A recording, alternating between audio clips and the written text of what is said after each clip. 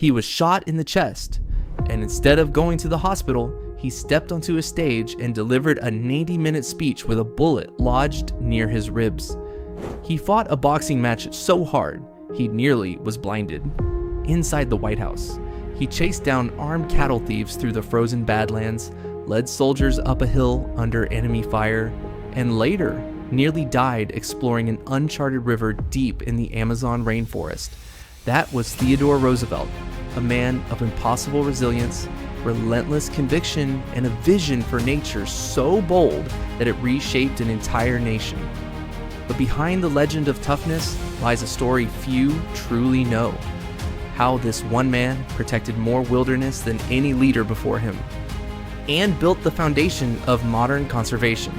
If you want to discover more inspiring individuals who shaped a more sustainable world, make sure to subscribe to this channel and don't miss any further episode of Minds of Sustainability. Together, we'll explore the stories of people who dared to think differently and change the future because of it. 1. Introduction: the unexpected environmentalist Theodore Roosevelt. To many, he's the rugged president with the iconic mustache, the cowboy hat, and the Rough Rider attitude. A man known for strength, adventure, and political force. But behind that image lies a side of Roosevelt that is often overlooked. He was one of the most influential conservationists in modern history. He lived during a time when the United States was expanding at breakneck speed. Forests were being cut down, rivers polluted, wildlife hunted to near extinction. Industrialization promised prosperity, but it devoured nature in the process. And in the middle of this transformation stood Roosevelt. Not as a romantic dreamer, but as a pragmatic visionary, he understood something crucial. If no one acts, nature will disappear, and with it, the foundation of all life. 2. Childhood: how illness shaped a conservationist. Roosevelt was born in 1858 in New York City, and he was a sickly child. Asthma, weak lungs, little physical strength. While other kids played outside, he often struggled just to breathe. But this weakness led to a turning point. His wealthy, educated, and loving parents encouraged him to observe the world around him. And so young Theodore began studying animals. He collected insects, birds, small mammals. He took meticulous notes, sketched, cataloged. He was a budding naturalist long before he became a politician. At age 12, he decided to rebuild himself. He started training, boxing, riding, hiking. But his love for nature never faded. It became a core part of his identity, and later, a political force. 3. The loss that changed everything. In 1884, tragedy struck. Roosevelt's mother and his wife died on the same day. Devastated, he fled into the wilderness. He moved to the Badlands of North Dakota, a harsh, untamed landscape. There, he worked as a rancher, hunter, and rider. And there, he witnessed firsthand how quickly nature can be destroyed. Overgrazing, poaching, soil erosion. Roosevelt realized that nature was not infinite. This realization became the foundation of his future policies. 4. Rise to the presidency and the beginning of a revolution. In 1901, Roosevelt became the 26th President of the United States. He was only 42, the youngest president in U.S. history. Many expected a forceful, perhaps even aggressive leader, but Roosevelt surprised everyone. He used his power to protect nature, not as a side project, not as a symbolic gesture, but as a central political mission. He once said, "Wilderness is a treasure we must not waste." And he meant every word. 5. Roosevelt's achievements, what he really did. This is where Roosevelt's sustainability legacy becomes truly remarkable. He wasn't an activist in the modern sense, he was a doer, and his decisions had massive, lasting impact. 230 million acres of protected land. During his presidency, Roosevelt protected over 230 million acres of land. That's roughly the size of Germany, France, and Italy combined. He established 5 national parks, 18 national monuments, 150 national forests, 51 bird reserves, 4 game preserves. This became the backbone of the U.S. conservation system. The U.S. Forest Service. In 1905, Roosevelt created the United States Forest Service, an agency still responsible today for sustainable forest management.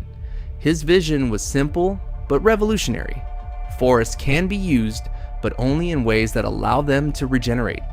At a time when the mindset was cut it down and move on, Roosevelt's long-term thinking was groundbreaking. Protecting endangered species. In Roosevelt's era, many species were on the brink of extinction. Bison, pelicans, wolves, elk, various seabirds.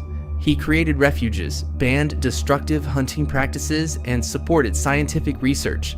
Roosevelt himself was a hunter, but he understood that hunting is only possible when nature is healthy. The Antiquities Act of 1906. This law gave the president the authority to protect natural and cultural landmarks without Congress. Many iconic U.S. national parks exist because of this law, including the Grand Canyon, which Roosevelt personally adored. He famously said, "The Grand Canyon, leave it as it is. You cannot improve on it." 6. Roosevelt's philosophy, sustainability as a moral duty. Roosevelt wasn't a scientist. He wasn't an environmental activist. He was a realist. His philosophy can be summarized in 3 principles. Nature is a public good. Nature doesn't belong to corporations, governments, or the wealthy. It belongs to everyone. Use, but don't destroy. Roosevelt believed in sustainable use. Forests can be harvested, but responsibly. Animals can be hunted, but not to extinction. Resources can be used, but not wasted. Responsibility to future generations.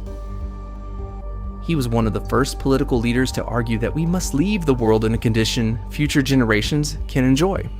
Today, this sounds obvious. Back then, it was revolutionary. 7. That's the resistance. Why Roosevelt had to fight. Roosevelt faced powerful opposition. Timber companies, mining corporations, large landowners, politicians focused on short-term profit. Many accused him of blocking economic progress, but Roosevelt stood firm. He understood that short-term gains destroys long-term stability. He used his charisma, popularity, and energy to win public support. He traveled across the country, gave speeches, and showed people the beauty of nature and the danger of losing it. He wasn't a president who stayed behind a desk. He was out in the forests, mountains, and wetlands. He didn't see nature as an idea. He saw it as a living reality. 8. Roosevelt as a model for modern sustainability. Why does Roosevelt matter today? Because he did something we desperately need. He combined political power with long-term thinking. Many of his ideas are now pillars of global sustainability. Protected areas, sustainable forestry, wildlife conservation, scientific research, intergenerational responsibility. Roosevelt proved that real conservation requires more than good intentions. It requires bold decisions. 9. Criticism and controversies. Of course, Roosevelt wasn't perfect. He was a man of his time and his policies had contradictions. Critics argue he was too much of a hunter. He viewed nature through a utilitarian lens. He sometimes ignored indigenous perspectives. These critiques matter, but they don't erase his monumental impact. 10. Legacy.